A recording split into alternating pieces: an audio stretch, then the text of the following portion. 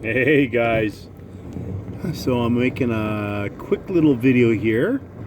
I haven't made any videos of my property recently. Had a lot of stuff go on. Of course, it's a new year. Hooray! 2022, and it is, what is it today? The 18th? Or is it, no, 18th, 16th? Yeah, I think it's the 18th today, that's correct. Anyways, 18th of January. And yeah, it's been snowing like you wouldn't believe. As you can see there, there's my Quonset building. It's after 11 here. It's getting close to 12 o'clock at night. I've got my buddy out here, Mark. Well, technically my employee, contractor. And he is obviously snow plowing. My goodness, I tell you, it's an absolute lifesaver. When you have snow, and you get the amount of snow we get here, I'm telling you, it only takes a few feet of snow, and even a 4x4 can't get through. If you don't have your roads plowed, properly done, and packed down, I'm telling you, man, you can have a 4x4 with chains and get stuck. So this is absolutely awesome that I got him doing this work here for me right now. So he does most of my property, but sadly enough, because I have some tenants that can't afford to pay, or they have the money, but they decide to, not pay. Obviously, I'm not going to be doing their road, sadly enough for them. But yeah, so this is what happens. So I'm getting my little area of my home around my building, around my house, and around my Quonset. I'm getting it all snow plowed. So sadly enough, when you have tenants that don't want to pay for the snow plowing, then they don't get the snow plowing done. Especially when it's already been done a few times for them. And you explain to everybody on the property, hey, there's so much for rent, and the only extra cost in the wintertime is the snow plowing. And that could be anywhere from $50 to $150 extra a month. That's what I've explained to everybody on the property. Everybody pays a portion. And so what I'm thinking of doing here, and the reason I'm making this recording is, kind of a self-reminder that what I'm going to do is I think I'm going to do a yearly rate, and then every single person on the property, every single month, is going to have their rent basically increased by whatever, $25, $50, something per month. And that way they don't have to ever worry about it again. It's all covered basically in their rent. Right now it's extra, but I'm going to have to raise it, or just tell them, hey, it's an extra fee. You pay this much a month, and that's all you have to worry about. Instead of worrying about paying $100 or $200 extra a month, you're only paying an extra $50 or something. Whatever we figure it out, whatever the math works out to be. So I figured I'd make a little video here for anybody out there that owns property, that's trying to do a little tiny house or a little off-grid community. There's always extra expenses, and you try to include that all in your rent, but there are certain things that are extra, obviously.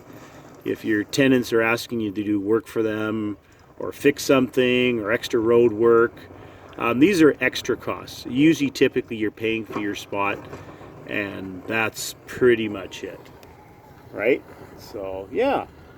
That's pretty much it. So that's basically what I'm going to do. Just simplify it, uncomplicate it, make it so everybody knows that, hey, this is what it costs per month, and everything's included. I probably should have done that from the get-go, but then, of course, I would have been charging people more, and they would go, well, why are you charging extra for? So anyways, so to any of my tenants out there, to any of my YouTube followers, my friends, family, anybody out there, if you ever have extra costs, you need to say, look, this is what it costs per month for rent, and you need to really, really specify certain things.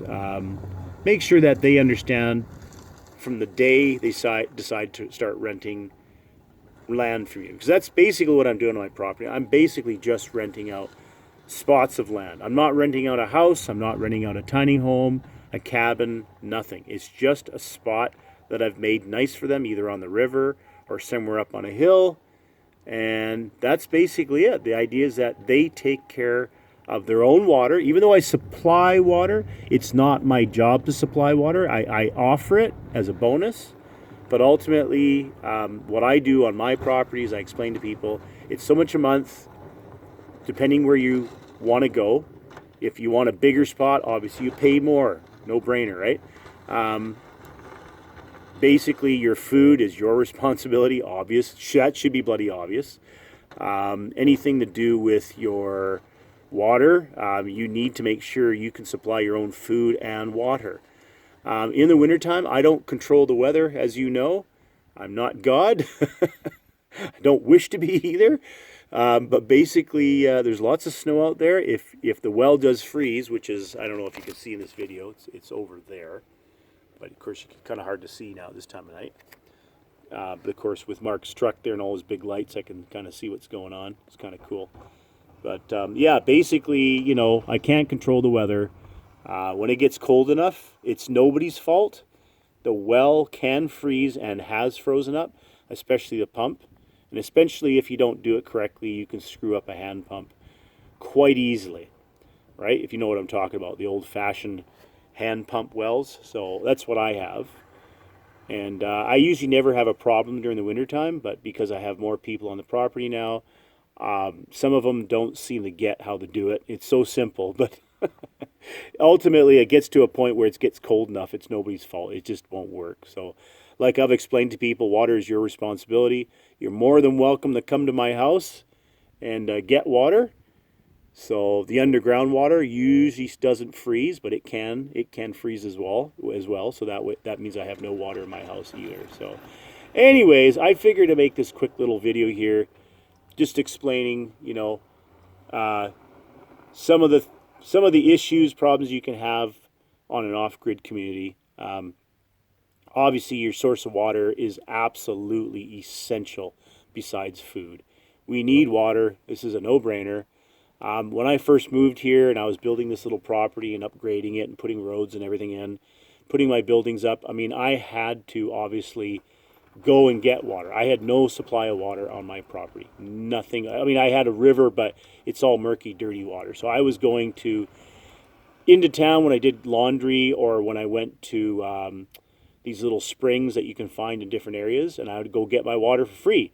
But of course, it's not really free because I have to drive there and go get the water and fill up like 10 to 15 jugs, you know, 5-gallon jugs, those jugs that go on those water containers, right? Those little water reserve things. So that's what I used to do. But anyways, there you go, guys. I thought I'd make just a little quick video here, keep it under 10 minutes, and just explain some basics of living off-grid. And that's basically it. So it's a pretty dark video. There ain't a lot to see. As you've been watching, I've got my friend here, Mark, the snowplow dude. And yeah, that's about the only, I guess, visual entertainment you're going to get here. So anyways, guys, I hope you have a great night. Like I said, this is the Bear.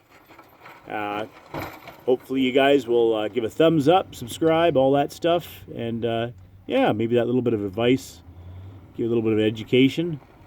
So yeah, very important stuff. So anyways, guys, you have a great night. And I'll make some more new videos during the daytime where you can actually see what's going on. All right, guys, you take care and have a great night's sleep. Bye-bye.